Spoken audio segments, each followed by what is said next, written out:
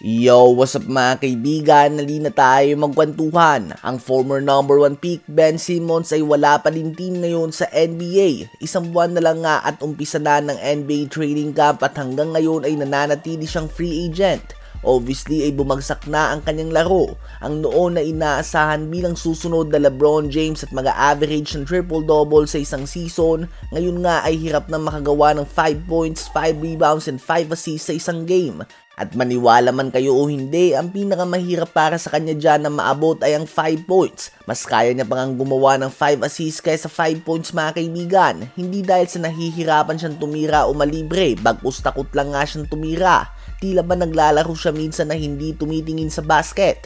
At ngayon, ayon sa mga report ay kinoconsider na umano ni Ben Simmons mag-retire na lamang sa basketball o sa NBA. At kung sakaling gawin niya nga ito ay posibleng siya na yata ang biggest disappointment and pinakamalaking wasted talent sa history.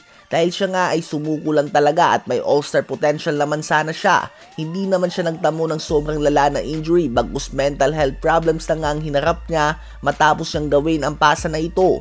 At nakakapanghinayang nga ang galing, size, athleticism, basketball IQ at overall talent niya as a basketball player. Nakita nga natin ang katulad nila Greg Oden na naparetire dahil sa injury, habang si Ben Simmons naman ay magre-retire kung sakali dahil nawalan na ito ng kumpiyansa sa kanyang sarili. Ano ba ang masasabi niyo tungkol dito? Habang si Cam Thomas naman mga kaibigan ay opisyal lang mananatili sa Brooklyn Nets sa isang 1-year $6 million na kontrata. Ito nga ay matapos niyang humingi ng mahigit 30 million na sahod, matapos niyang sabihin na ka-level o mas mataas pa ang level niya sa tulad nila RJ Barrett and Tyler Hero. Ang kontrata na ito mga kaibigan ay may no trade clause. Ibig sabihin ay hindi siya pwedeng i-trade ng Nets next season kahit na anong gawin niya. Pwede nga magpasaway si Cam Thomas at pasadyang magkalat at hindi siya pwedeng i-trade ng Brooklyn Nets. Ganun pa man ay kung matalino nga siya ay hindi naman niya ito gagawin dahil babagsak nga ang kanyang value sa susunod na off-season kung saan siya ay free agent na. Ayon kay Shams ay may 3 offer ang Brooklyn Nets sa kanya. Una ay ang 2 years $30 million with team option. Subalit hindi siya magiging malaya mga kaibigan kaya naman hindi niya ito tinanggap. Kahit matapos kang 2 taon ay posible siyang ipanatili ng team ng Nets matapos ito kung gusto nga nila.